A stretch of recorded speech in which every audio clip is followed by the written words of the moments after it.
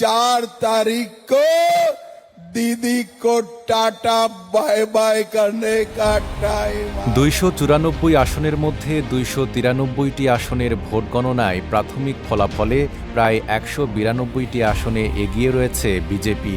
অন্যদিকে ক্ষমতাসীন তৃণমূল কংগ্রেস এগিয়ে আছে 94টি আসনে।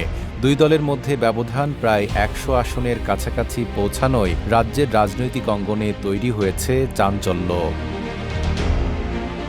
এই প্রেক্ষাপটে বিজেপির পক্ষ থেকে সামাজিক যোগাযোগ মাধ্যমে খেলা শেষ লিখে বার্তা দেওয়া হয়েছে। 2021 সালের নির্বাচনের আগে তৃণমূলের জনপ্রিয় খেলা হবে স্লোগানের পাল্টা জবাব হিসেবেই এই বার্তা দেওয়া হয়েছে বলে মনে করছেন বিশ্লেষকরা।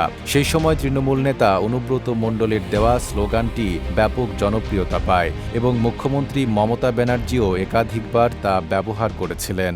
72 ঘন্টা ময়েশ্চার লক সমৃদ্ধ লিলি বডি ওয়াশ, শিয়া বাটারের গুডনেস স্কিন রিপেয়ার করে রাখে সফট ও গ্লোয়িং। এদিকে ভোট গণনায় পিছিয়ে পড়ার পর দলীয় নেতাকর্মীদের ধৈর্য ধরার আহ্বান জানিয়েছেন মমতা ব্যানার্জি। তিনি অভিযোগ করেছেন গণনার প্রক্রিয়ায় অনিয়ম হচ্ছে এবং ইচ্ছাকৃতভাবে বিজেপিকে এগিয়ে দেখানো হচ্ছে।